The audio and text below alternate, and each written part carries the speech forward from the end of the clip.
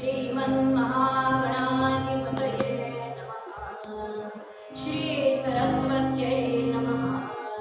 श्रीगुरवे नमः। ब्रह्मानन्दं परमं केवलं ज्ञानमूर्तिं द्वन्द्वातीतं गगनसदृशं तत्त्वमस्यादिलक्ष्यम् एकं नित्यं विमलमचलं सर्वधी साक्षिभूतं भावातीतं त्रिगुणरहितं सद्गुरुं नमामि।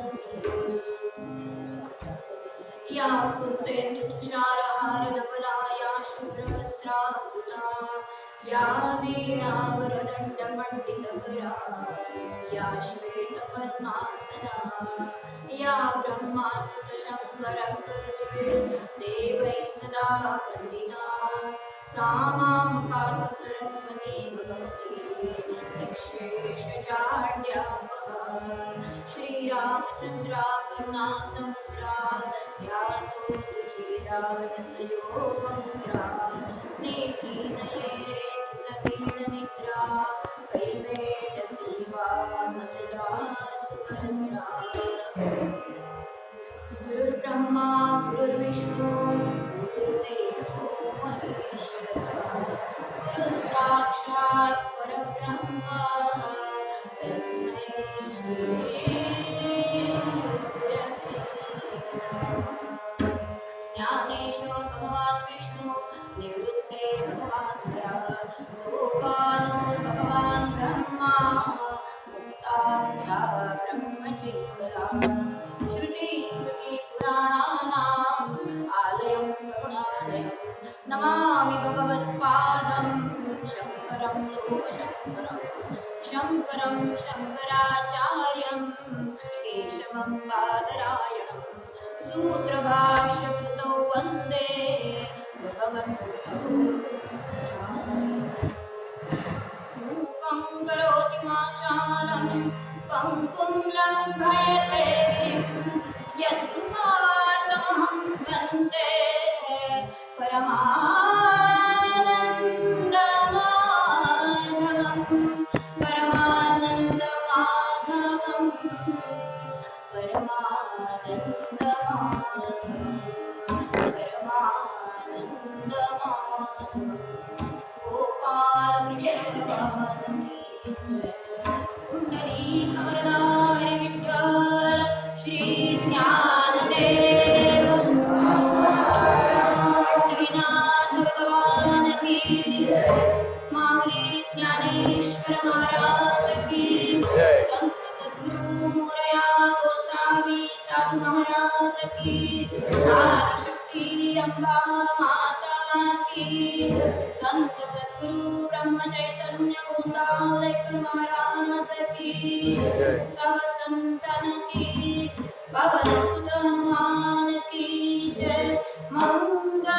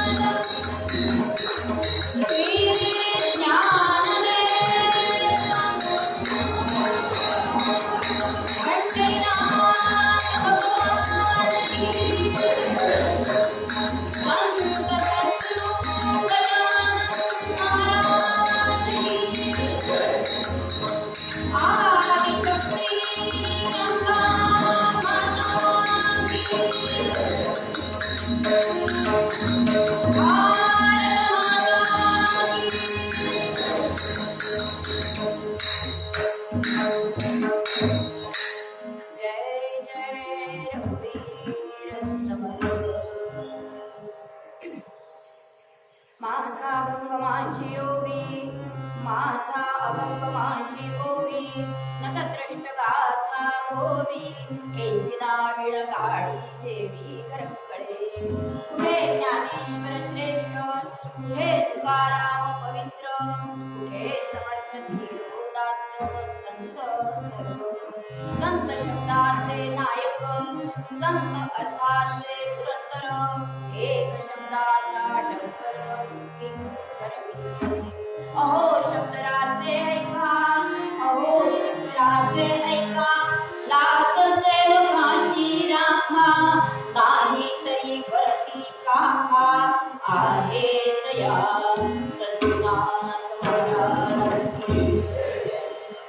मातृदेवो भव, पितृदेवो भव, आचार्य देवो भव, श्रोता भक्ता श्रीराम समर्थ.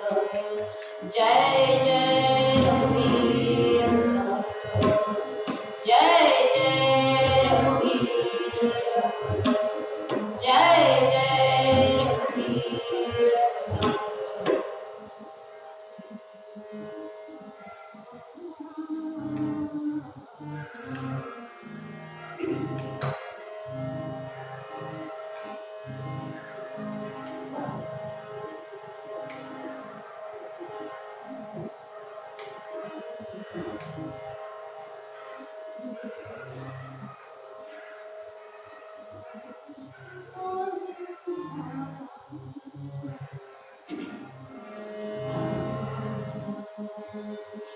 जाणे भक्तीचा जीव भाळा, तोची दैवता.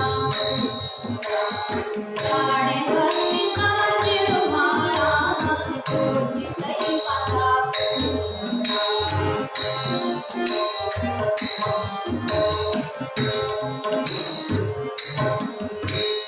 जाणे भक्तीचा जीव भाळा, तोची दैवता.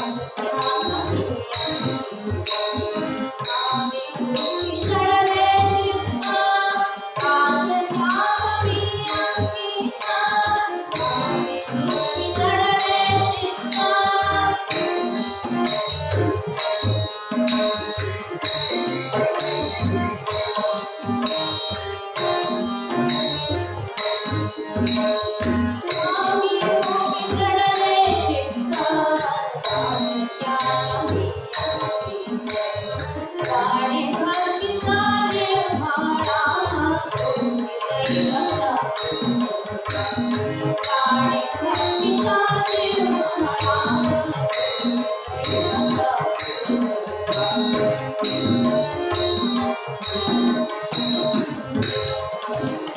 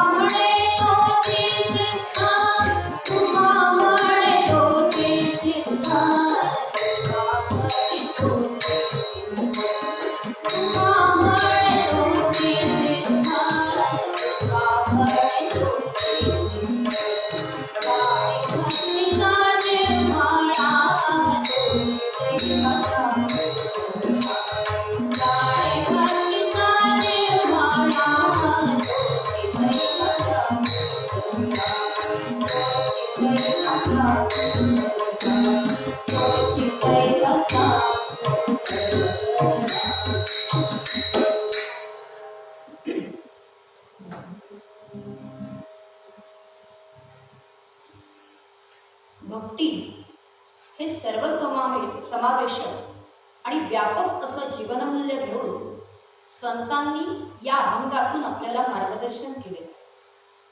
मुळातच भक्ती हे सर्व समावेशक आणि इतकं मोठं व्यापक तत्व आधी स्वतः समजून घ्यायचं आणि सर्वांना समजून सांगायचं म्हणजे पाहायला गेलं तर म्हणावी तितकी सोपी गोष्ट नाही.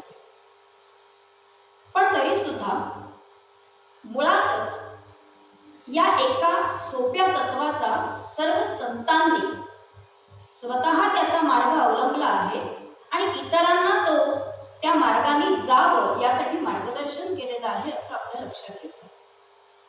आणि म्हणून भगवद्गीतेच्या एवढ्या मोठ्या 18 अध्यायांचा प्रपंच सांभाळत असताना जीवनाचं रहस्य काय आहे, किंबहुना या जीवनामध्ये विविध मार्गाने जात असताना आपल्या ध्येयापर्यंत जाण्यासाठी कोणकोणते मार्ग अवलंबले जातात किंवा असू शकतात असा सर्व अभ्यास केल्यानंतर आणि तो अभ्यास अर्जुनाच्या माध्यमातून भगवद्गीतेच्या माध्यमाने आपल्या सर्वांसमोर सांगितल्यानंतर भगवंत स्वतः सुद्धा त्या सर्वांचं सर्वस्व सांगताना असं म्हणतात,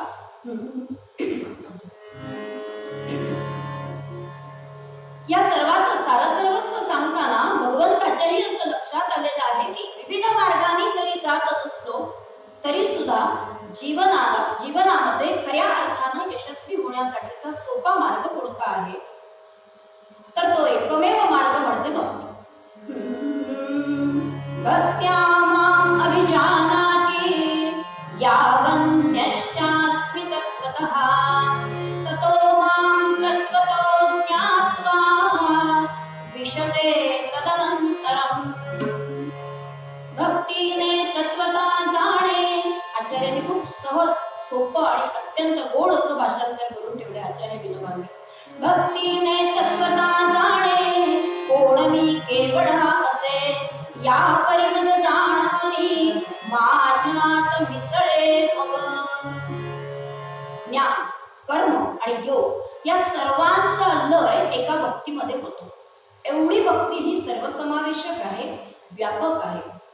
म्हणजे अगदी व्यवहाराच्या भाषेत बोलायचं झालं तर जीवनाशी निगडित असलेला किंवा संपूर्ण जगाशी निगडित असलेला एखादा मोठा प्रॉब्लेम समजून घ्यायचा आणि नुसता समजून घ्यायचा नाही तर तो इतरांना समजावं, तो सोडवायचा सुद्धा आहे. म्हणजे केवढा मोठा अभ्यास लागत असतो. आणि आपल्याला ते माहित आहे, अगदी छोट्या छोट्या व्यावहारिक गोष्टीमध्ये, व्यावहारिक हिशोबामध्ये आपल्या किती चुका होतात. आणि एवढा मोठा हा असा प्रश्न तो स्वतः समजून घ्यायचा किंवा ती समस्या समजून घ्यायची आणि ती सर्वांना समजावून सांगायची. आणि म्हणून या अंगाने जात असताना आपली वृत्ती असते की कोणताही प्रश्न आपल्याला पटकन सोडवायचा असतो. दूरदृष्टीनं किंवा खूप विलंब जर झाला एखादा प्रश्न सोडवायला तर आपल्याला तेवढं स्थैर्य नसतं.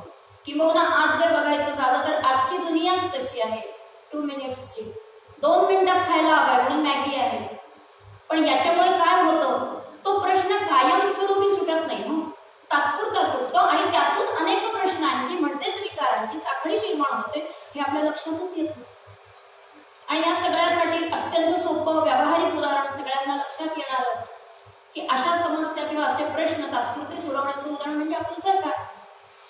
या आधीच म्हणा कदाचित, हळूहळू आता कदाचित याच्या कृपेनं आपण कदाचित स्थैर्य मार्गाने चालू आहोत. कोणताही प्रश्न आम्हाला कायमचा सोडवायचा नसतो आणि म्हणून तर आजही पंजाबचा असू दे, काश्मीरचा असू दे, भाषावाद प्रार्थरचना असू दे, सगळे प्रश्न आजही कितपत पडले. तो आपल्या कीर्तनाचा विषय नाही आणि आपल्याकडे वेळ खूप कमी आहे. सांगण्याचं तात्पर्य एवढं की कोणताही प्रश्न, कोणतीही समस्या पटकन सोडवायची नसते आणि यातून विकारांची साखळी म्हणजे पुढच्या प्रश्नांची साखळी निर्माण होते. म्हणजे काय होतं, दंभोदर्पोऽभिमानश्च क्रोधः पारुष्यमेव च अज्ञानं चाभिजातस्य पार्थसम्पदमासुरीम्। भक्तिविना ज्ञान अहंकार निर्माण करणारं ठरतं। भक्तिविना योग दर्प निर्माण करणारा ठरतो आणि त्याचबरोबर भक्तिविना असलेलं कोणतंही शास्त्र हे सुद्धा दंभ निर्माण करणार। आणि म्हणून या अनुषंगाने म्हणजे ज्ञान असू दे, योग असू दे, कर्ममार्ग असू दे, कोणत्याही मार्गाने जरी आपल्याला जायचं असेल, तुम्हाला जायचं असेल ना, तरी त्याला भक्तीचा डोळा हा द्यावा लागतो। छोटी छोटी उदाहरणं देते, दृष्टांत सांगते म्हणजे लवकर लक्षात येते मला काय म्हणते। नाथांचा मुलगा हरिपंडित आपल्या सगळ्यांना माहीतच आहे। संस्कृतचा दांडगा अभिमानी पंडित। आता संस्कृतचा अभिमान तिथे असावा की नसावा नक्कीच असला पाहिजे, पण हरीचं असं होतं की तो कर्मकांडाच्या अंगाने वृथा अभिमान त्या संस्कृतचा धरून चाललेला आणि आपला बाप संस्कृत सोडून मराठीमध्ये रचना करतो याच्यामुळे त्याचा खेळपापड वाटतो। अनेकदा त्यांनी नाथांना समजून सांगण्याचा प्रयत्न केला, पण नाथ काही आपल्या मार्गाने जायचं सोडेना आणि हा काही त्यांना समजावून सांगायचा नाद सोडेल। असेच काही दिवस गेले। एके दिवशी नाथ आपल्या घरामध्ये पर्यंकावरती निवांत बसलेले। सकाळची वेळ होती। हा म्हणता सकाळ टळून पुढे म्हणजे दुपारकडे आता घटिका पात्र किंवा घड्याळ वेळ दाखवत होतं आणि नाथ मात्र निवांत डोके घेत बसले। हरी सहज होईना, सकाळची वेळ आहे, पूजाच्या आंघोळ किंवा ते केलं पाहिजे आणि हे सोडून आपले पिताजी नुसतेच बसलेले आहेत। हा म्हणता सूर्य माझ्यावरती आला, आता भोजनाची वेळ झाली, तरीही पूजेला किंवा एकूण सगळ्या त्यांच्या गोष्टीचे विनक्रम आहे ते करायला ना काही निवांत होतं। आणि मग हळूहळू ती दुपारची वेळ सुद्धा पुढे सरकू लागली, तेव्हा मात्र याला राहवलं नाही। म्हणजे बाबा आज काय विचार काय आहे, निवांत बसून झोके घेत आहात, पूजा अर्चा स्नान सध्या काही करायचं नाहीये का, काय विचार काय आहे? लॉकडाऊन मध्ये आमच्यासारखं निवांत बसतात असं कसं चालेल? आपल्याला रोजची कर्म रोजच्या वेळेला केलीच पाहिजे। नाथांनी दिलेलं उत्तर शांतपणे नाथ म्हणाले, अरे हरी, सुतकामध्ये पूजा अर्चा स्नान संध्या करू नये असं म्हणतो। हे ऐकलं आणि हरी उडा, हा सुतक? कुणाचं सुतक? कधी? कोण गेलं, कसं गेलं, कधी गेलं आणि मला कसं माहिती नाही? मी देवाची पूजा करत असतो। अरे इतकंच नाही, त्याचबरोबर आपल्याला वृद्धी सुद्धा आली आहे आणि मग वृद्धीमध्ये सुद्धा हे सगळं कर्म करू नये असं आपलं शास्त्र सांगतं, म्हणून आपला मी निवांत झोपाळ्यावरती झोके घेत असतो आहे। सुतक आणि सूर्य वृद्धी दोन्हीही आलाय आणि बाबा मला कसं माहिती नाही? कोण जन्माला आलं, कधी आलं, कोणाच्या घरी बाळ जन्माला आलं? नाथ म्हणाले, आई शांत म्हणा। नाथांनी शांतपणे उत्तर दिलं, अरे बाबा रे, आत्ताच सुतक आले आणि आत्ताच सूर्य सुद्धा आला। अहो बाबा मला तरी सांगायचं ना, कोण गेलं, कधी, पुन्हा त्याचा तोच प्रश्न। नाथ शांतपणे म्हणाले, बाळा, आत्ताच माझी माया नावाची माता गेली आणि त्याच वेळेला आपल्या घरी बालक जन्माला आला। आपल्या घरी आणि बालक, ते कसं काय शक्य आहे आणि मला कसं माहिती नाही? नाथांनी पुन्हा उत्तर दिलं, माझी माता गेली, माया नावाची माता गेली, त्याबरोबरीनं ज्ञान नावाचं बालक जन्माला आलं। या दोघांचं सुयर आणि सुतक मला असल्यामुळे मी शांत बसून आहे, न मारता हरीच्या सणसणीत बसली असे बाप असायचे म्हणे।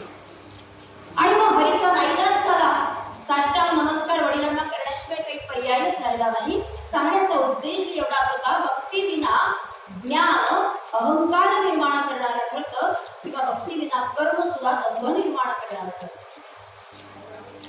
आपल्या सर्वांना संस्कृतचा दांडगा अभिमानी पंडित वामन पंडित यांच्याविषयी माहिती आहे।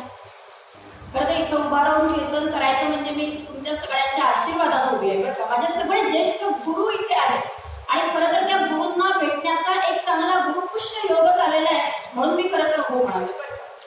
नाहीतर इथे अलकाताई पुढे संस्कृत विषयी वामन पंडितांविषयी बोलणं म्हणजे थोडं आधीच। संस्कृतचा दांडगा अभिमानी पंडित वामन पंडित यांच्याविषयी आपल्या सगळ्यांना माहीतच आहे। अत्यंत ज्ञानी असा पंडित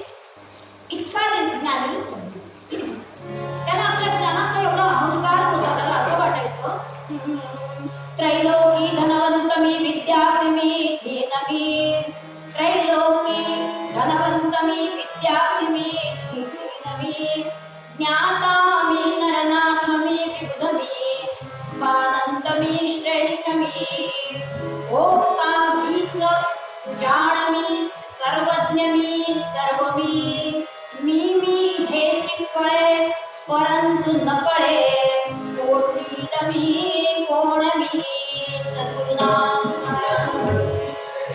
सहज वाचलं तर लक्षात येतं अहो काय आपल्याकडे पंडित लोक होऊन गेले, काय ज्ञानाची भंडारा आहेत.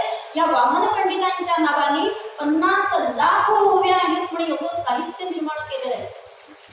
पण हे जरी सगळं खरं असलं ना तरी सुद्धा की ज्यांच्या काव्यामुळे आमची कीर्तनं रंगतात, अनेक प्रकारची आख्यान काव्य आणि त्याच्यातली सगळी चरित्र किंवा गीतं हे सगळे प्रकार आमच्या पंडितांनी करून ठेवले. पण एक वेळ अशी आली की या वामन पंडिताला आपल्या ज्ञानाचा एवढा अहंकार झाला आणि त्या अहंकारापोटी त्यांनी साक्षात आमच्या माऊलींनाच आव्हान केलं.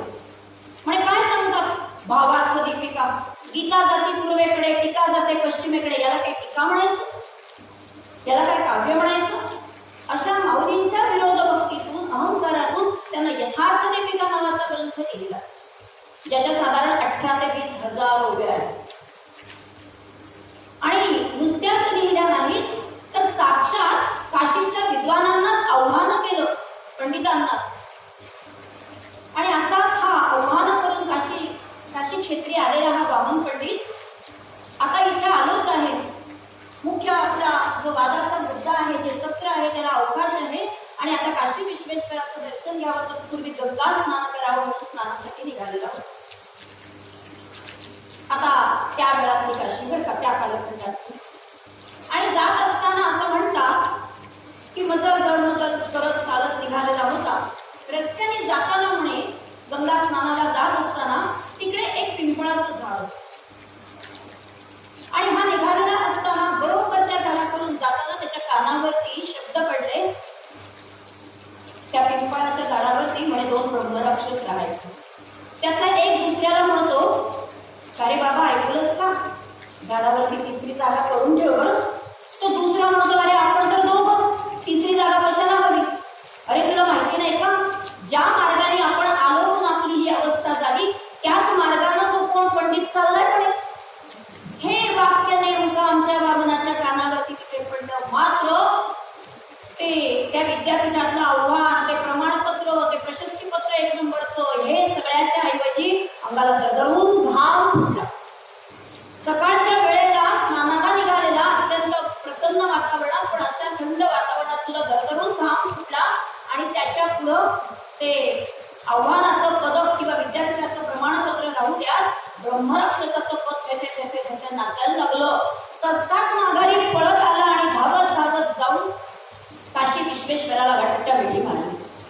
त्याचं कारण असं की त्या वेळेला जेव्हा हे कळलं होतं काशीच्या पंडितांना की असा एक पंडित, अत्यंत ज्ञानी पंडित, पण केवळ अज्ञानाचा किंवा केवळ ज्ञानाचा अहंकार किंवा अज्ञानी मार्गाने जात असल्यामुळे या वाईट मार्गाने जातो आहे आणि त्याचं कल्याण होणार नाही, तेव्हा सर्व पंडितांनी मिळून विश्वेश्वराला साकडं घातलं होतं, बाबा रे आपल्या विद्यापीठाची प्रतिष्ठा सुद्धा तुलाच राखायची आहे आणि एका ज्ञानी पंडिताला योग्य मार्गाने तुलाच आणायची.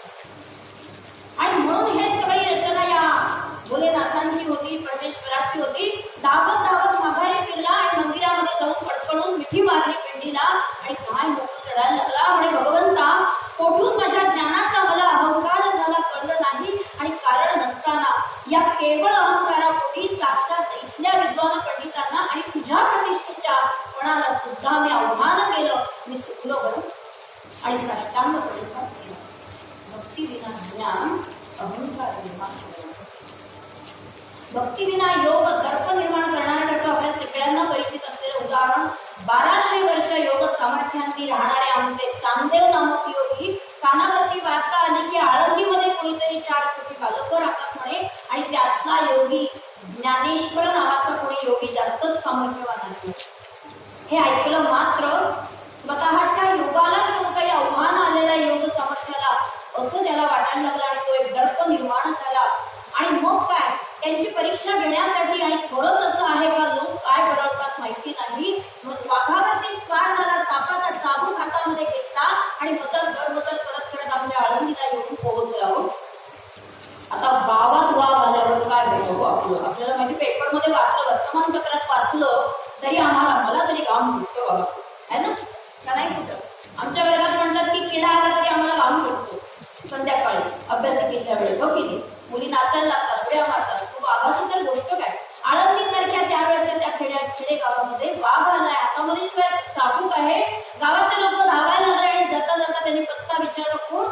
सभा आहे तुमच्या गावात म्हटल्यानंतर तिकडे ती भिंतीवरती खेळत बसली होती 4 लेकरं छोटी.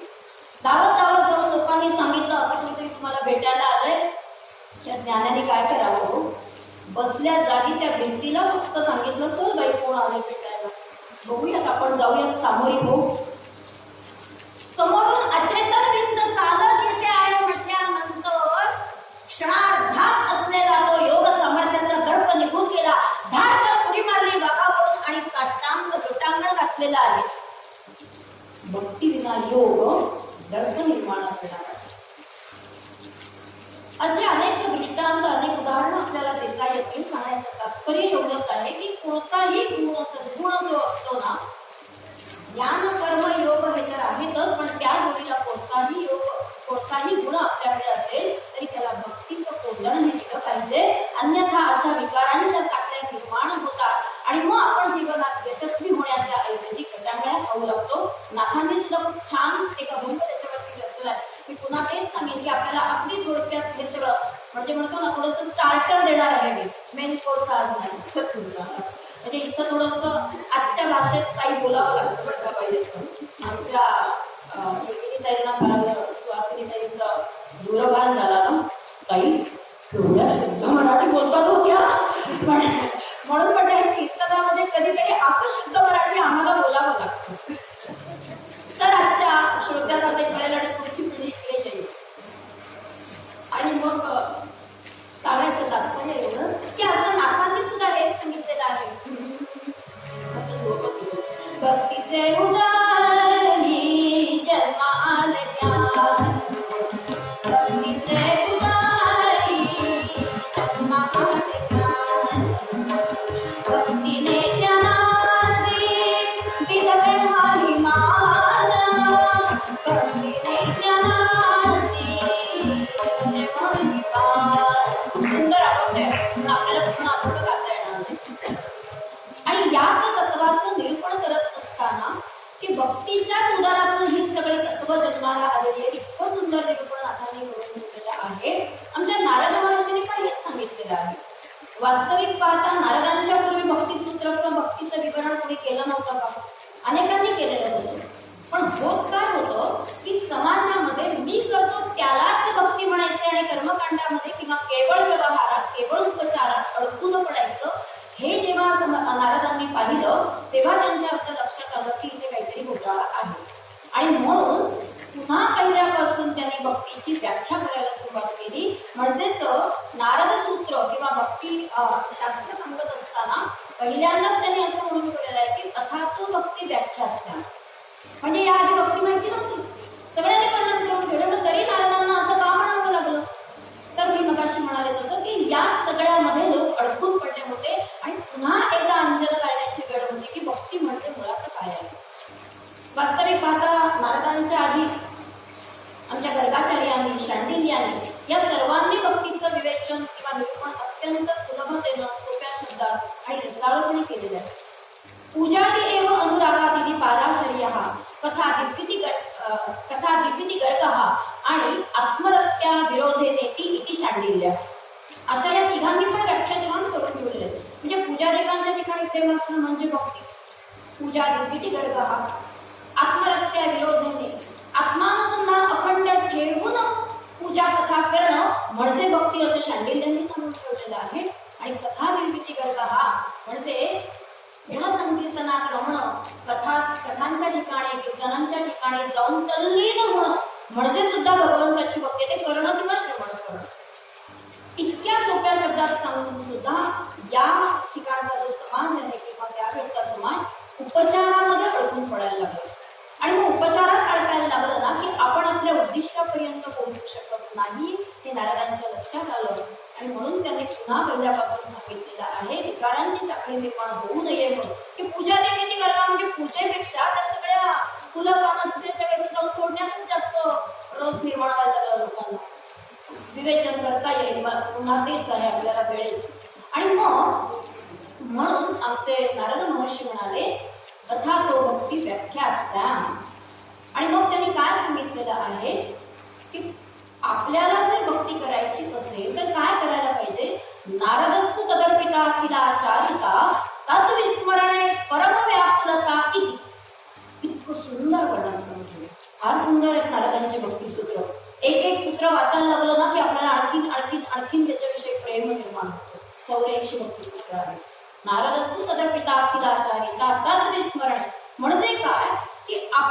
जे जे म्हणून काही आहे ते सर्वस्व म्हणजे आत्मानुसंधान अखंड ठेवून भक्ती करणं आहे.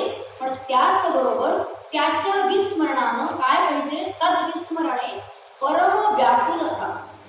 क्षणकालासाठी सुद्धा जर त्याचं विस्मरण झालं ना तर आम्हाला अस्वस्थता निर्माण झाली पाहिजे, आम्ही व्याकुळ झालो पाहिजे, साधं नाही, परम व्याकुलता असं नारदांनी सांगितले. आणि मग व्याकुलता कोणासारखी, पटकन त्यांनी पुढे उदाहरण दिलेलं आहे, यथा ब्रजगोपिकानां. कोणासारखं व्याकुळ व्हायचंय, फक्त ब्रजगोपिकानां. काय केलं होतं त्या गोपींनी,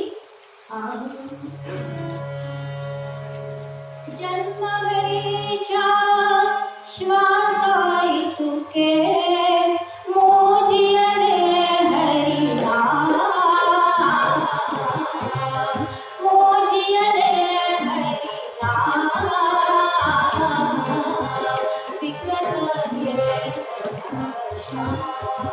काही नाही, कवडी काही काही अर्थ केलं नाही, पण प्रतिश्वासम सविश्वासम रामम वददिने दिने. एवढं दही घ्या, दूध घ्या, लोणी घ्या, तूप घ्या, मुकुंद घ्या, मुरारी घ्या, वासुदेव घ्या, गोपाल कृष्ण घ्या. काय सांगितलंय ना, रोजच्या जीवनामध्ये दही दूध म्हणायचं विसरूनच जायच्या आणि माधव घ्या, मुकुंद घ्या, मुरारी घ्या असं ज्या म्हणत होत्या ना त्या परम व्याकुल यथा ब्रजगोपिका. आणि याला आणखी सोपं उदाहरण धारहिंड्याचे आकाशी लक्षणीचे पिलापाशी जन्मदात्री आई, याच्याशिवाय दुसरं उदाहरणच नाही. की भक्ती भक्ती म्हणजे काय आहे हो, केवळ तळमळ, केवळ कळकळ, केवळ परम व्याकुलता ही कुणाकडे असते. मग आम्हाला जाणे भक्तीचा जिव्हाळा, त्याची दैवाचा पुतळा. जिव्हाळा जाणणं म्हणजे भक्ती असं पहिल्या ओळीमध्ये आम्हाला या ठिकाणी महाराजांनी सांगून ठेवलेलं आहे. मग तो जिव्हाळा कसा, तर जिव्हाळ्याला एकमेव उदाहरण ते म्हणजे आपल्या कितीही जरी मोठं झालं तरी आपल्या आईला आपलं हे मुलंच वाटत असतं. तो किती मोठा साहेब होऊ देत, नाहीतर पंतप्रधान होऊ देत, नाहीतर राष्ट्रपती असू देत, पण त्या ठिकाणी जी व्याकुळता आहे ती तळमळ आहे ना. आणि मग अशा वेळेला शिक्षणाच्या निमित्तानं बाहेर कुठेतरी जात असू देत किंवा कुठल्या तरी अधिकार पदासाठी बदली झाल्यानंतर जात असू देत, तिथे काही त्यांना सगळ्या 5 तारा 5 स्टार सोयी सुविधा नसतात का हो, पण तरी सुद्धा माझ्या देशाला बेसनाचे लाडू आवडतात म्हणून ती माऊली देते ना हो. याला म्हणायचं परम व्याकुलता, याला म्हणायचं तळमळ. आणि म्हणून आमच्या महाराजांनी किंवा आमच्या माऊलींनी असं सांगितलेलं आहे, उपचाराचं तळमळीत रूपांतर होणं म्हणजे जिव्हाळा जाणणं. आणि असा जिव्हाळा ते जाणतात ना ते दैवाचा पुतळा होता. ते कसा हे आपल्याला आख्यानाच्या अनुषंगाने ऐकायचं. आणि मग पुढे भक्तांचे 4 प्रकार आहेत, हेही भगवंतांनी सांगून ठेवलेले आहे. चतुर्विधा भजन्ते मां जनः सुकृतिनोऽर्जुन आर्तो जिज्ञासुरर्थार्थी ज्ञानी च बलकर्षभ. 4 प्रकारच्या भक्तांमध्ये मला कुठला भक्त आवडतो, भगवंतांनी प्रश्न आणि उत्तर दोन्ही दिले. पेपर फुटलेला आहे, आम्ही अभ्यास करत नाही. आम्ही म्हणजे आम्ही इकडे सगळे अभ्यास करून वरच्या पदाला पोहोचलेले आहेत, म्हणून तरी इथे परीक्षा चालू आहे. आर्तो जिज्ञासुरर्थार्थी ज्ञानी च बलकर्षभ. मला या 4ांमध्ये प्रिय असलेला भक्त कोणता, तर ज्ञानी भक्त. हे ज्ञान कशाचं, भक्तीचं असलेल्या जिव्हाळ्याचं, असं आपल्याला भगवंतांनी सांगितलंय. आणि म्हणून हा जिव्हाळा जाणणं म्हणजे काय, किंवा जो ज्याने जाणला त्याने काय इतिहास घडवला हे आख्यानाच्या अनुषंगाने आपण ऐकणार आहोत. मूळ पदामध्ये आपल्याला महाराज सांगतात, तुकाराम महाराज,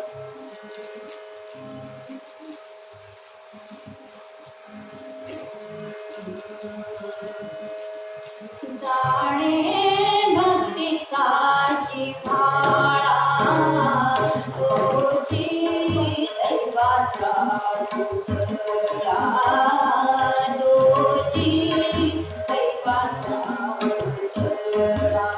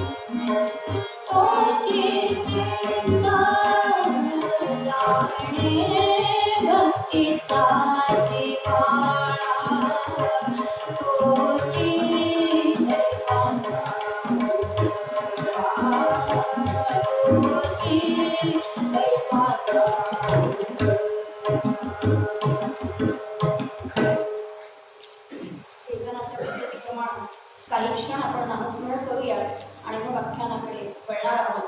तर ते इतकी छान असं आपलं आपल्या सगळ्यांनाच परिचित आहे. पण उत्तम गायक आणि वादक असल्यानंतर मनाच्या मनापेक्षा सुद्धा लगाम घालणं खूप अवघड आहे की नाही. आणि म्हणूनच ती परीक्षा आहे की लंबोदर कोविमान कसं आहे ते की पुन्हा पुन्हा आपण आपला मोह कसा आपल्यामध्ये संयमित ठेवत नाही.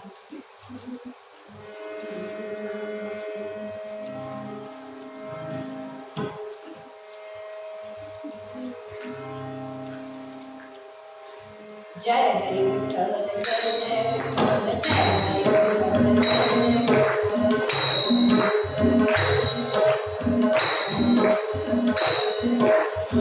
हरि विठ्ठल जय हरि विठ्ठल जय विठ्ठल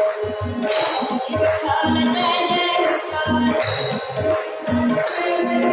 हरि विठ्ठल जय जय विठ्ठल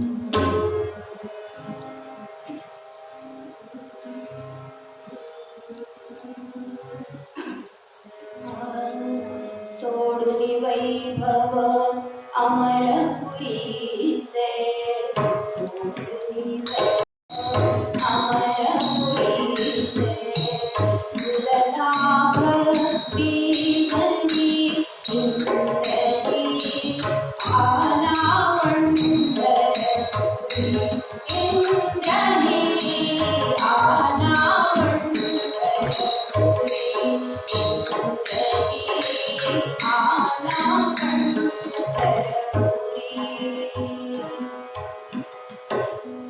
टाळ मृदंगांचा आवाज ऐकला की महाराष्ट्राचं मन गहिवरून उठतं.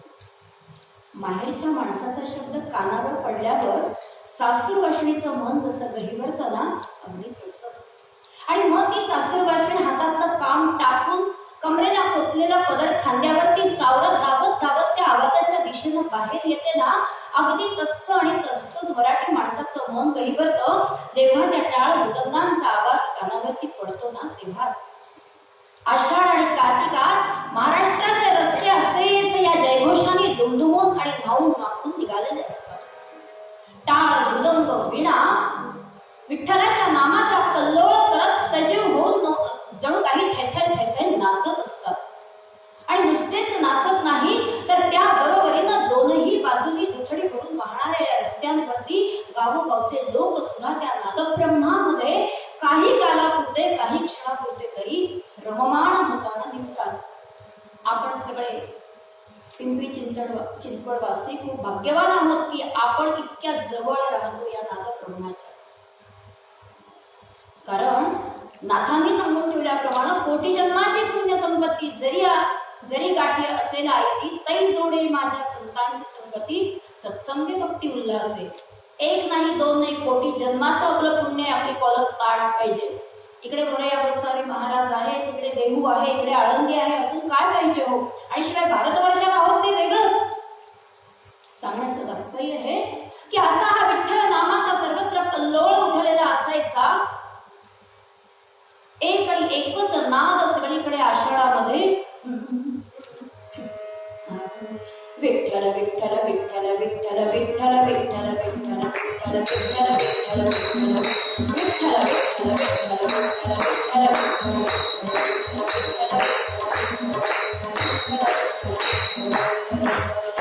विठ्ठल विठ्ठल सुखाची सावली विसावा विठ्ठल सुखाची सावली प्रेमे पाना खाली अशी ही अवस्था संपूर्ण महाराष्ट्रातील 13व्या शतकामध्ये पंढरपूर हीच महाराष्ट्राची राजधानी शोभत होती आणि देवगिरीचा यादव सम्राट विठ्ठलाचा मांडलिक शोभत होता. अशा या पंढरीमध्ये आणि अशा या संपूर्ण महाराष्ट्रामध्ये अवघ्या जातीपातींची एकच टाळी वाजली आणि मग आनंदाला काय भरत आलं म्हणून सांगू. अशा या दिंडीमध्ये विठ्ठलाच्या नामाच्या दिंडीच्या रूपानं या पंढरपूरच्या गरुडपारी एक आणि एकच आरोळी उठली आणि या दिंडीमध्ये या भक्तीच्या दिंडीमध्ये आमचे गुरोबा पुन्हा सावता माळी जगमित्र नागा सेना नावे विसोबा खेचर कच्चा भाकर आणि त्याचबरोबर कान्होबा पाठक जनाबाई आणि मुक्ताबाई अशी किती किती म्हणून नावं सांगू. अवघ्या जातीपातींची एकच टाळी वाजली. अवघ्या संत मंडळींनी त्या ठिकाणी येऊन विठ्ठलाच्या नावाचा जयघोष केला. आनंदीची 4 बालकही या दिंडीमध्ये दुडू धावत आली आणि मग त्या दिंडीला काय व्रत आलं म्हणून सांगू आनंदाचं. आणि मग आमचा ज्ञान तिथे गेल्यानंतर त्याने आपला डावा हात आपल्या छातीवरती ठेवला, उजव्या हाताचं बोट उंचावलं आणि सर्वांना दिलासा देत एक आणि एकच तत्व सांगितलं. एक तत्व नाम दृढधरी मना, एक तत्व नाम दृढधरी मना, हरिसी करुणा येईल तुझी, हे नाम सोपे रे राम कृष्ण गोविंदा, कातसी सकाळा जपे आधी, वाचसी सकाळा जपे आधी, एक तत्व नाम. आमच्या भावनेनं आमच्या त्या ज्ञानानं असा डावा हात आपल्या हृदयावरती ठेवून सर्वांना दिलासा देत नामाचं एकमेव तत्व सांगितलं.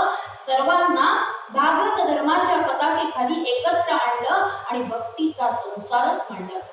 आणि या सर्व संतांची मांदी आणि इथे येऊन असा भक्तीचा वर्षाव करू लागले म्हणून सांगू की भक्तीच्या अनुभव आर्द्र आनंद स्वाती हस्त अशा सर्व नक्षत्रांना असं उधाण आलं या पावसापेक्षा सुद्धा हो. आणि जोर जोरानं जणू काही त्या भक्तिमृताच्या भक्ती अमृताच्या धारा त्या पंढरपुरात आणि महाराष्ट्रात कोसळू लागल्या. आमच्या विठ्ठलाचा संसार बघून आला आणि त्या संसाराचं वर्णन करताना आमची जनाबाई म्हणते,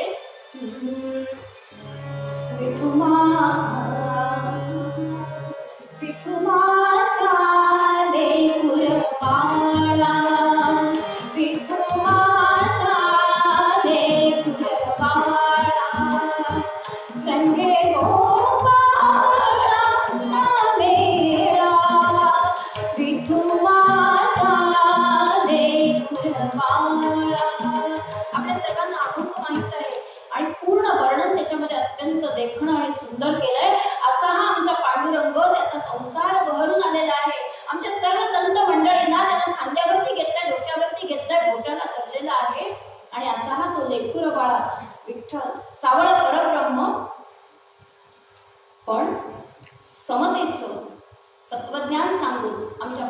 मनाचं केवळ तत्वज्ञान सांगून कधीच समाधान झालेलं नाही. तर त्या समतेच्या तत्वज्ञानाला, अपूर्व अशा तत्वज्ञानाला योग्य ठरेल असा इतिहास सुद्धा आमच्या महाराष्ट्रानं किंवा आमच्या परंपरेनं घडवलेला आहे. तसाच एक इतिहास किंवा तशीच एक घटना त्या काळामध्ये घडली की खरोखरच मनामध्ये जर तळमळ आणि कळकळ असेल ना, तर भगवंताला भेटायला बाहेर कुठेही जावं लागत नाही. हे अत्यंत साधं सोपं असं तत्वज्ञान सांगून आमची संत मंडळी बसली नाही, नुसतीच बसली नाही. अखंड मुखात नाम आहे किंवा त्याची भक्ती आहे. तर असं जर असेल ना, तर त्यासाठी भगवंताच्या भेटीसाठी दुसरीकडे जावं लागत नाही एवढं सांगून हे नुसते बसले नाही, तर तसा इतिहास घडवला. काय घटना घडली हो? घटना अशी घडली की साक्षात स्वर्गस्थ देवांना या भूवैकुंठावरती, या पृथ्वी तलावरती येणं भाग पडलं. घटना अशी घडली, सोडूनी वैभव अमरपुरीचे, सोडूनी वैभव अमरपुरीचे.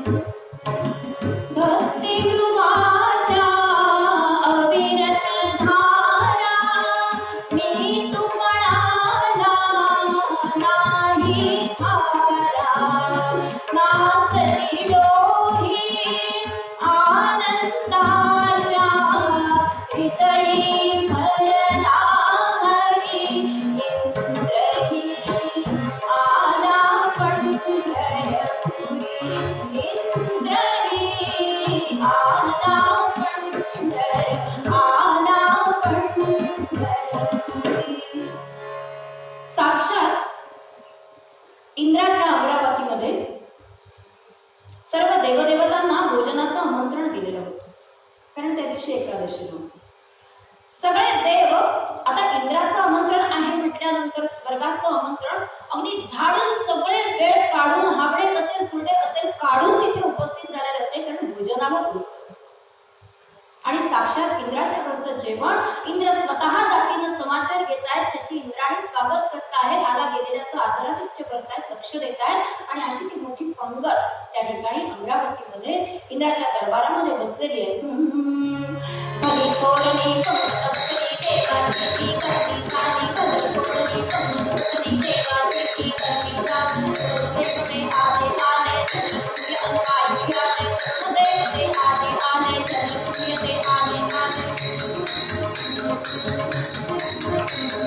सुवर्णवती चंदनी पाठ रत्न सांगितले ताट, सुवर्णवती चंदनी पाठ रत्न सांगितले ताट, रंगवती कांता पाठ, रंगवती कांता पाठ.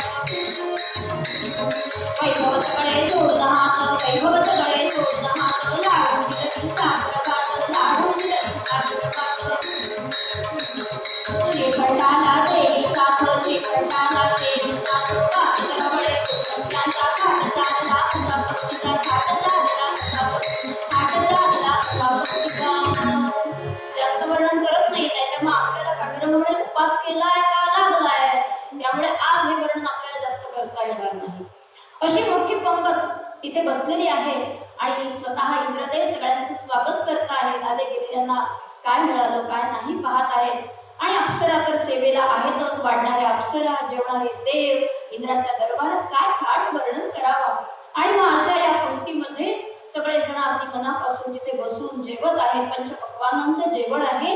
इंद्रदेवांनी पहिलं वाढून झाल्यानंतर एक अशीच पंक्तीमधून फेरी मारली. मात्र लक्षात आलं की अरे इथे आल्यानंतर पंचपक्वानांचं जेवण काय हो, कुठेही जेवता येईल तुमच्या आमच्या घरी. पुण्यामध्ये सुद्धा चितळेंचं श्रीखंड, स्वर्गात जाऊन कशाला खायला पाहिजे.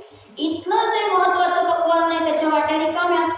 इंद्राच्या हे लक्षात आलं आणि त्याने लगेच अप्सरेला हाक मारली आणि विचारलं, वाढ देव का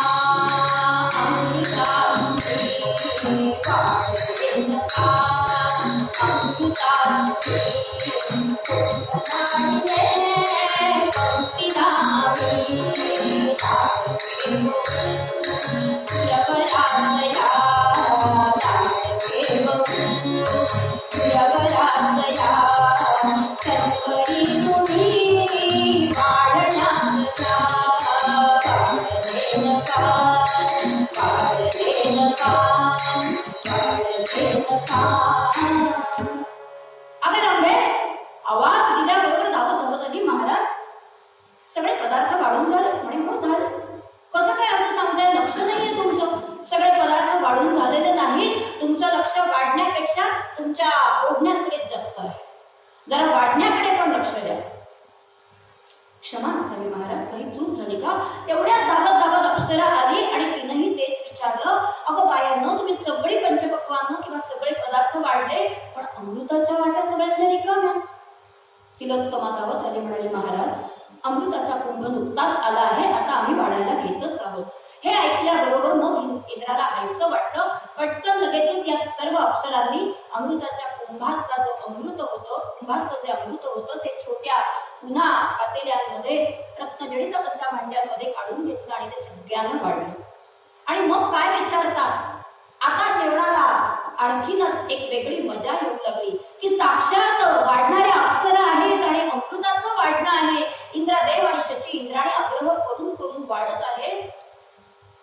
पहिला फेरा झालेला होता, अमृत वाढलेलं होतं.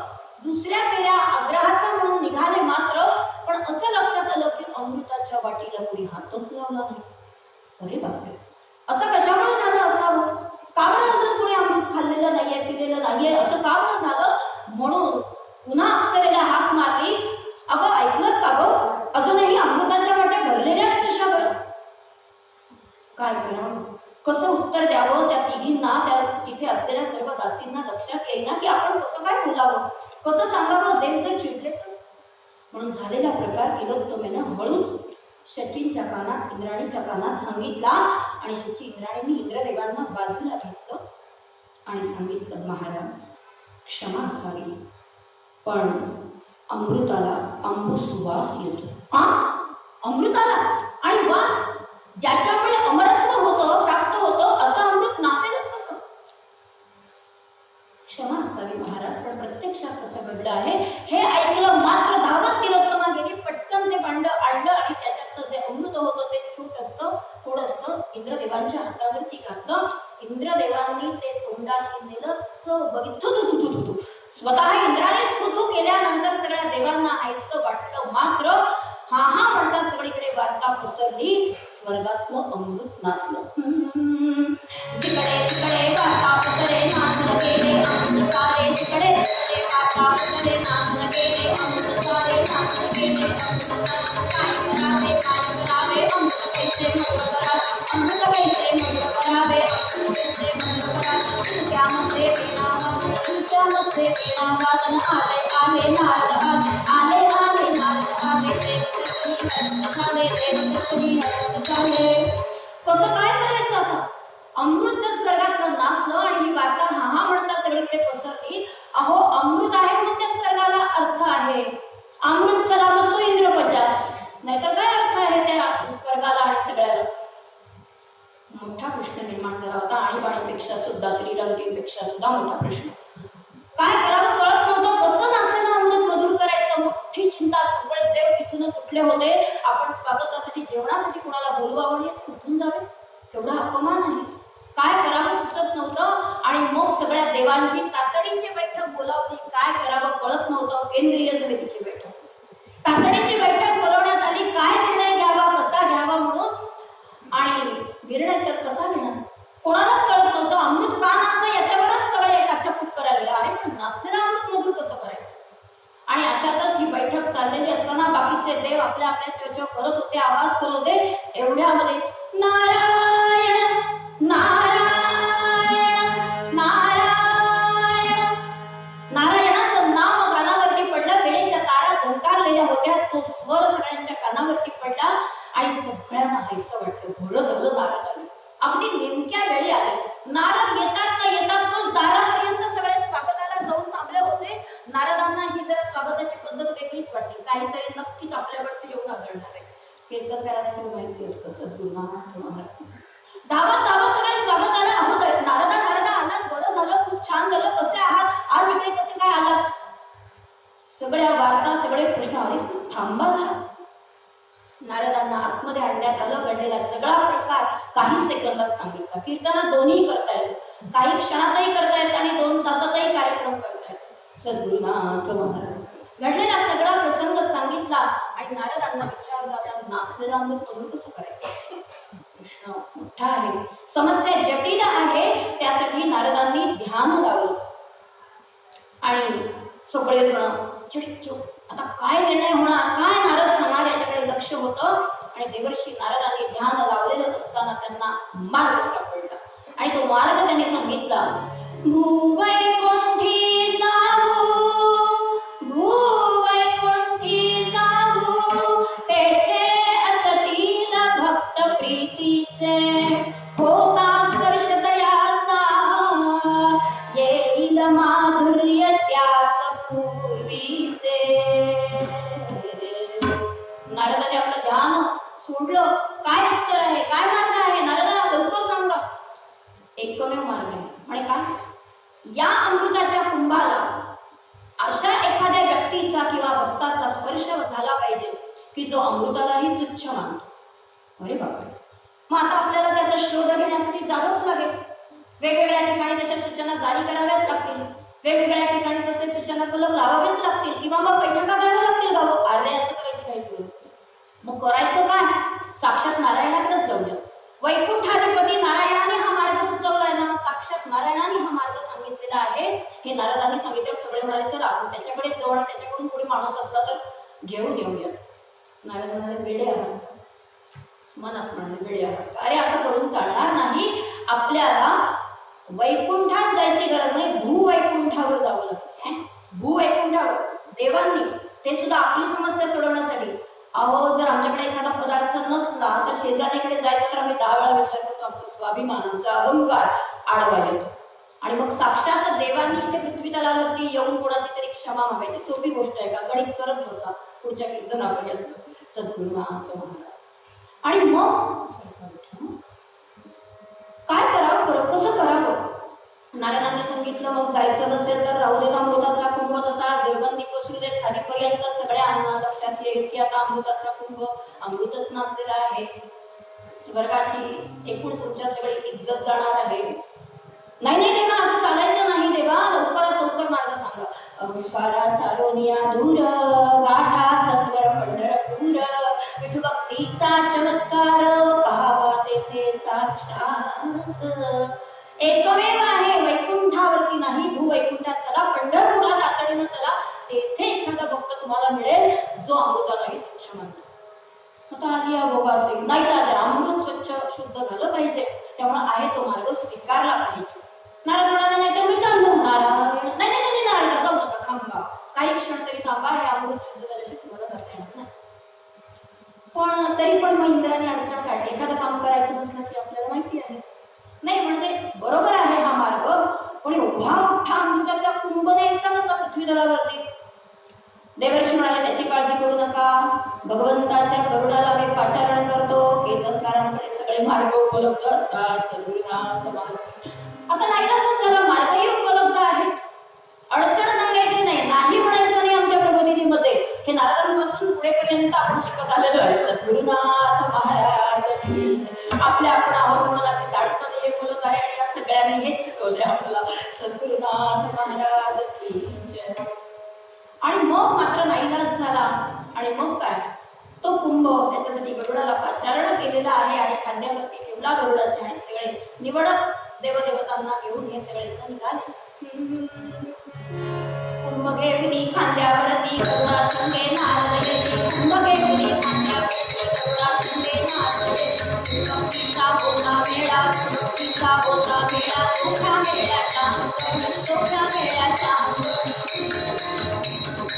भक्तीचा बोला मेळा, भक्तीचा बोला मेळा. कुंभ घेऊनी खांद्यावरती गरुडा संगे नाचले, गरुडा संगे नाचले, गरुडा संगे नाचले. आणि तो कुंभ गरुडाच्या खांद्यावरती ठेवला आणि मग करत करत मार्गदर्शन कुठल्या मार्गाने जायचं गुगल मॅप आणि मग त्यांनी जसा मार्ग दाखवला रिरूट वगैरे नाही का बरोबर मार्ग दाखवला आणि बरोबर आल्यानंतर पंढरपूरच्या वेशीत आल्यानंतर नारदांनी सांगितलं की आता आपल्याला लँड व्हायचं, आता आपल्याला इथे उतरायचंय, गरुडाला आज्ञा केलेली आहे.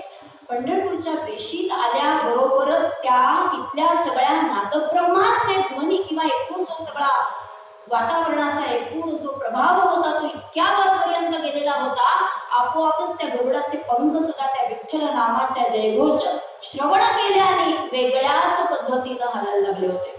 जय जय पांडुरंग, जय जय पांडुरंग, जय जय पांडुरंग. आवाज वरती गेला एवढं ते अख्खं 12 लाख म्हटल्यानंतर काय नाद आला असेल 21व्या शतकात, त्यावेळेचा नाद काय असेल. आजच्या आषाढीला आमच्या पंढरपुरात आज 12 लाख भाविक आहेत. याला म्हणायचं नामाचं सामर्थ्य, याला म्हणायचं विठुभक्तीचा साक्षात्कार. अजून काय पाहिजे, अजून कुठला पुरावा पाहिजे. आणि असं ते पंढरपूर तिथे गेल्यानंतर त्याचं वेगळ्याच लईमध्ये तो वर खाली होत होता. आणि आमच्या महर्षी देवर्षींनी सांगितलं की आता आपल्याला इथे या घराच्या पाशी या छोट्या झोपडी पाशी उतरायचंय बरं का. आणि खूण केल्याबरोबर तिथे खाली तो गरुड अंगणामध्ये थांबला. चोखोबाच्या अंगणात जायला सांगितलं. आषाढीचा दिवस होता. दिवसभर पांडुरंगाला उराउरी भेटून ही सगळी संत मंडळी आता भजनाचा आखाडा रंगवण्यासाठी म्हणून चोख्याच्या अंगणात आलेली होती. आणि एक एक संतांनी उठावं आणि आपलं मनोबल एकेका अभंगातून सादर करावं आणि त्याचं विवरण करावं. असं म्हणता म्हणता 3 प्रहर कधी उलटले कळलं सुद्धा नाही. आणि 3ऱ्या प्रहरात ही मंडळी सगळी येऊन इथे दाखल झाली होती. आणि सगळ्यांना आश्चर्य वाटलं, अरे साक्षात देवमंडळी इंद्रासकट देवर्षींसकट आलेली आहेत. पण काही जण मात्र आपल्या नामामध्ये त्या संकीर्तनामध्ये तल्लीन झाले. कोण आलंय कोण नाही कोणाचं लक्षही नव्हतं. आणि अशा त्या एकरूपतेमध्ये सगळेजण रममाण होऊन विठ्ठलाचा गजर करत असताना तिथे बरोबर त्या अंगणामध्ये इंद्र गरुडाला बाजूला बसवलं आणि सगळी मंडळी. आता संकीर्तन सुरू झालं म्हटल्यानंतर दिवसभर सगळ्या भक्तांच्या भेटीनं जमलेला आमचा पांडुरंग, ज्याला नाम्याचं सबळच प्रिय, ते आमचे संत नामदेव तिथे अभंगाला निरूपणाला उभे राहिले. मात्र आमचा नाम्याचा आवाज कानावरती पडला. मात्र पांडुरंग तिथे थांबतोय हो. धावत धावत तो इथे आला आणि चोख्याच्या अंगणात विसावला आता नाम्याचं कीर्तन ऐकण्यासाठी. आणि आमचे नामदेव महाराज सांगत होते बघा, अमृताहुनी गोड नाम तुझे देवा, नाम तुझे देवा, अमृताहुनी गोड.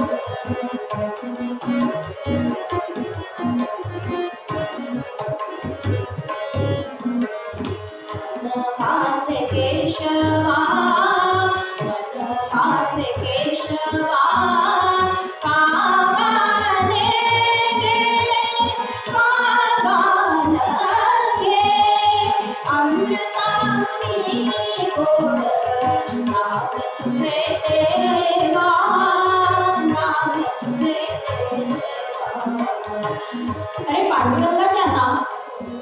अरे पांडुरंगाच्या या भगवंताच्या नामाशिवाय जीवनाला काही अर्थ आहे का रे?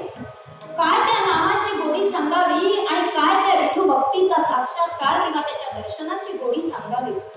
स्वतः संत नामदेव जे पांडुरंगाचा अत्यंत लाडका मित्र आहे, लाडका भक्त आहे, ते स्वतः नामदेव महाराज सांगतायत.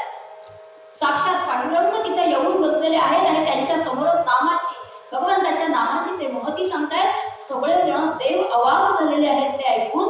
देव मंडळी आणि संत मंडळी आली आहे. आता आषाढी एकादशीचा दिवस संपत आलेला आहे आणि उद्याची आता पारण्याची पहाट होती आहे म्हटल्यानंतर आमची चोख्याची महारी वेगळी स्वयंपाकाला लागलेली. तिच्याही कानावरती हे शब्द पडत होते. आमचा नाम्या अत्यंत साधा सोपा आणि सोलीव वेदांत सांगत होता की अरे तळमळीचं जर प्रेम असेल आणि त्या तळमळीनं जर नाम घेतलं ना भगवंताचं, तर ते अमृतापेक्षा सुद्धा गोड असतं. आणि मग त्यासाठी दुसरीकडे कुठे जावंच लागत नाही. नामदेव निरूपण करतायत आणि हा म्हणता नामदेव महाराज सांगतायत. इंद्रदेव हळूच आमच्या नारदांकडे पाहतायत. नारदांनी कानात सगळा प्रकार सांगितला. तो इंद्राने पांडुरंगाच्या सगळ्या कानात सांगितला की आम्ही का आलोय आणि काय घडलेलं आहे. पांडुरंग हळूच पुढे झाले.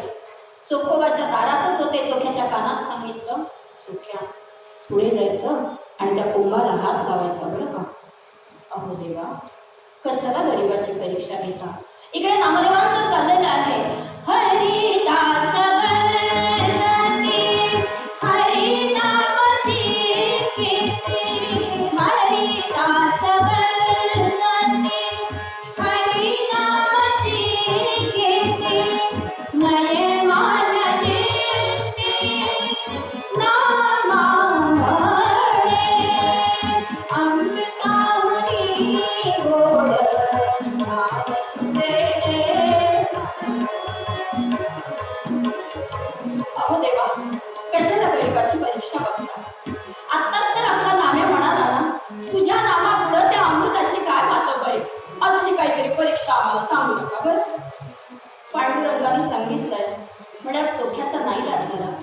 अरे चोखोबा, तू म्हणतोस तुझ्या चुकीचं काहीच नाही, अगदी बरोबर आहे. पण व्यवहार कुणाला चुकलेला नाही. जीवनामध्ये व्यवहारालाही तेवढंच महत्व आहे आणि तो तेवढाच चोखपणे बजावता आला पाहिजे. तू सांगतोस त्याच्यात चूक काहीच नाही, पण चोख्या सगळेजण अस्पृश्य अस्पृश्य म्हणून तुला हिणवतात ना, मग कर त्या कुंभाला स्पर्श आणि दाखव एका अस्पृश्याच्या स्पर्शाचं काय सामर्थ्य असतं. आता मात्र चोख्याचा नाईलाज झाला. साक्षात भगवंताची आज्ञा होती. नारदांनी पण त्याच्याकडे पाहिलं. चोखोबांनी आपल्या महारीला हाक मारली. भगवंताने त्याला आवा आलीच ना. तिला लक्षातच येईना की आपल्याकडून एक चूक तर झाली नाही ना यजमानांना देण्यासाठी. पटकन डोक्यावरती पदर सावरत सावरत हा झाली काय म्हणून सांगायला आली मात्र. आणि त्यावेळेला तिला सांगितलं काही नाही तो म्हणे. त्याबरोबर दोघांनी सुद्धा त्या पांडुरंगाला साक्षात नमस्कार केलेला आहे. सगळ्या संतांना देवाला नमस्कार केला आणि दोघांनी त्या कुंभाला हात लावला मात्र. पण तसा जय जय पांडुरंग हरी, जय जय पांडुरंग हरी,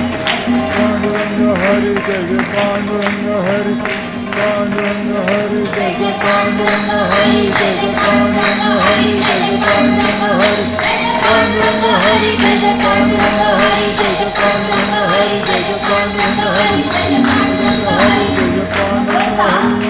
तुझ्या नामापुढं त्या अमृताची नाही काय मातब्बरी.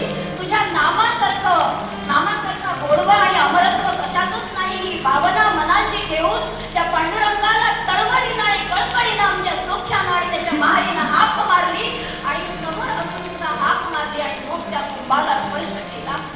मात्र काय आश्चर्य सांगू तुम्हाला, त्या कुंभातून असं उतू जाणाऱ्या दुधासारखा घाण कचरा दुर्गंधी सगळी बाहेर येऊ लागली.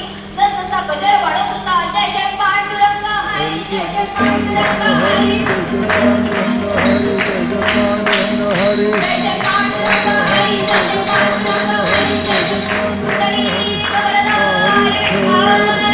श्री ज्ञानदेव तुकाराम नाथ भगवान की जय, नाथ महाराज की जय. आता नव्हे, याच्यापेक्षा मोठ्या आवाजात सगळ्यांनी गजर केला. आपण सगळे जण, मला माहिती आहे की वयोवृद्धांपेक्षा सुद्धा आपण सगळे तपोवृद्ध आहात आणि म्हणून या नामस्मरणाच्याही पुढच्या पातळीला गेलेलो आहोत. आणि म्हणून कदाचित या पावसामध्ये तो आवाज माझ्या पिढीत येत नाही. पण सर्वांनी असा मोठा गजर केला म्हणून सांगू.